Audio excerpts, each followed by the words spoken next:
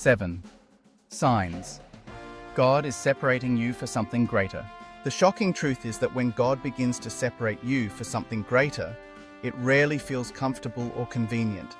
And often you misinterpret the process as rejection, isolation, or even punishment.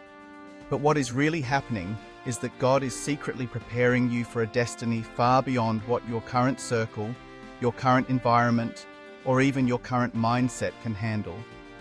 And one of the first signs is that you begin to feel an inner restlessness you cannot explain, because the spirit within you refuses to let you settle for less than what God has ordained.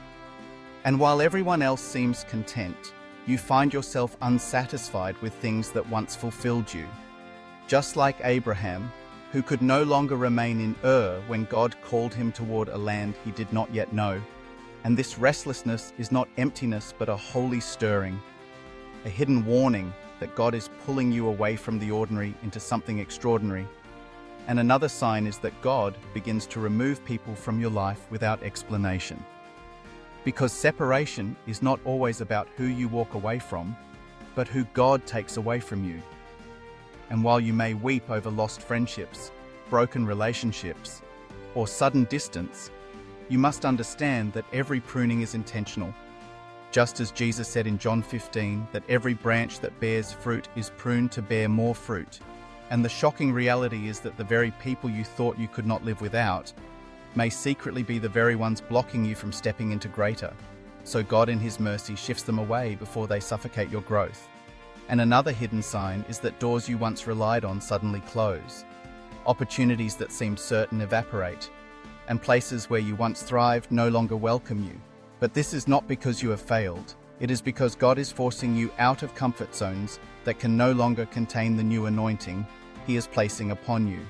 For in Acts 8, the church in Jerusalem was scattered through persecution.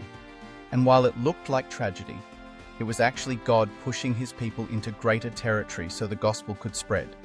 And in the same way, what feels like rejection in your life may secretly be divine redirection into a greater assignment. And another sign is that your appetite begins to change. Because when God is separating you for greater, the things you once enjoyed no longer satisfy. The conversations you once loved now feel empty. The environments that once entertained you now drain you. And even sin that once tempted you now feels disgusting, because the Spirit is weaning you off what is beneath your destiny, shifting your desires toward holiness and purpose.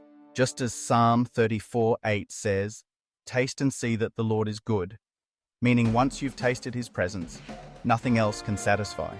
And if you've noticed a holy dissatisfaction growing inside you, that is not depression, that is separation. Another hidden warning that God is making you hunger for more. Another sign is that your battles intensify right before breakthrough, because the enemy always fights hardest when he knows you are closest to crossing over. And so when you find yourself suddenly overwhelmed with warfare, temptations you thought you conquered reappearing, relationships under attack, finances under pressure, and your mind bombarded with lies, it is not proof you are abandoned, it is evidence you are being elevated. Because just as Israel faced giants in Canaan right before inheriting the promise, you too must often endure warfare at the threshold of your next level. And Ephesians 6:12 reminds you that you wrestle not against flesh and blood, but against spiritual forces, meaning the pressure you feel is not random but targeted, designed to discourage you from stepping into what God has already prepared. But if you endure, the battle becomes the confirmation that greater is coming. Another sign God is separating you for something greater is that you find yourself being called into deeper consecration. Suddenly you sense conviction over things you used to overlook.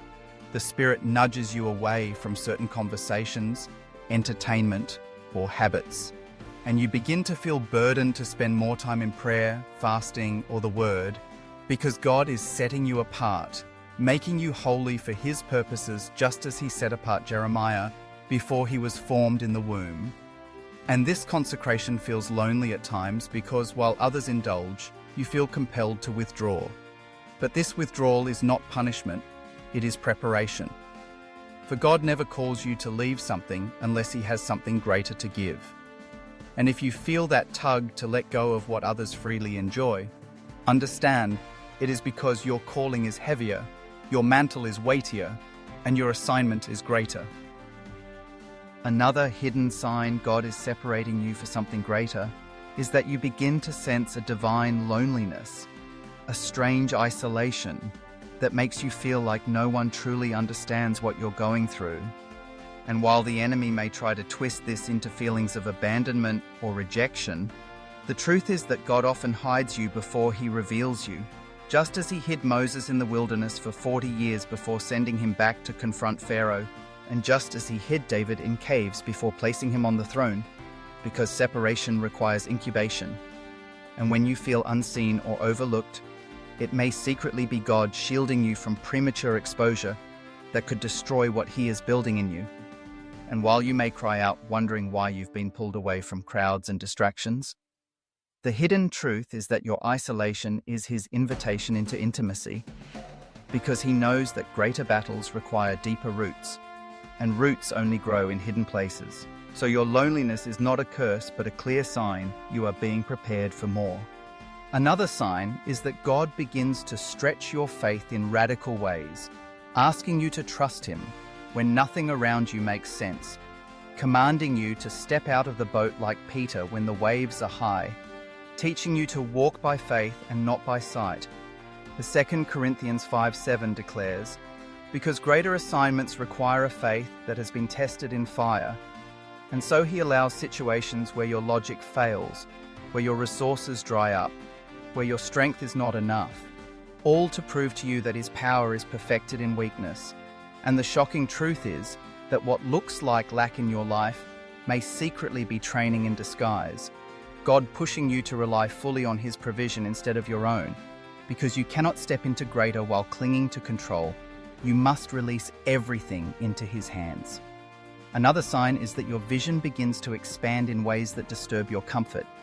Suddenly you sense dreams and ideas rising within you that are far bigger than your resources, larger than your current surroundings, and heavier than what your current support system can understand. And just as Joseph dreamed of ruling when he was still a teenager, despised by his brothers, so God plants in you visions that shock and intimidate you, because they are designed to pull you beyond yourself. And though others may laugh, doubt, or even betray you for the vision, you must realize that opposition to your calling is proof of its weight. For the enemy does not attack what is empty. He attacks what is pregnant with destiny. And if you are carrying dreams that seem too big to share, understand that the very size of your vision is a hidden sign of God's separation. Another shocking sign is that you are stripped of idols you didn't even know you had, because separation requires purification, and so God will secretly reveal the hidden things that compete with him in your heart, whether it be dependence on people, attachment to material comfort, pride in your abilities, or reliance on status. And he will allow those false foundations to crumble until you are left with him alone, just as Israel was forced to leave behind Egypt's gods in the wilderness. And though this breaking feels painful, it is necessary, because you cannot carry baggage from the old season into the new, and anything that tries to sit on the throne of your heart besides him must be removed. So if you've felt stripped lately, if you've lost things you thought you needed, it may not be punishment, but purification. God ensuring that when he elevates you, your worship belongs to him alone. And finally, one of the clearest signs God is separating you for something greater is that you begin to sense a divine urgency, a holy pressure to prepare, to align, to obey quickly, because you can feel deep within that time is short and your assignment is near. And this urgency is not anxiety, but acceleration. Just as Jesus told his disciples in John 9:4, "We must work while it is day, for night is coming when no one can work." Meaning, when the Spirit stirs you with urgency, it is because the window of your preparation is closing and the season of your elevation is at hand. And though you may not see all the details, you sense the weight of responsibility calling you higher.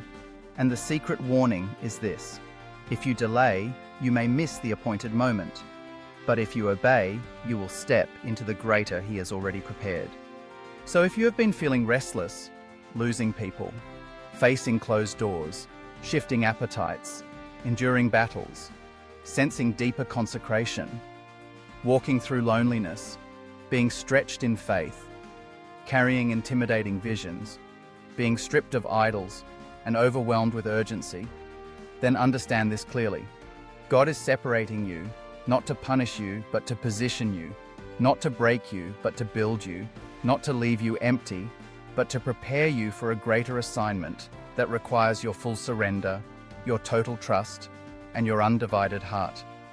And your challenge now is to embrace the separation instead of resisting it, to yield to His pruning instead of clinging to what He is removing, because the truth is separation always precedes elevation. And if you are willing to let go of what is behind, you will walk boldly into the greater that is waiting ahead.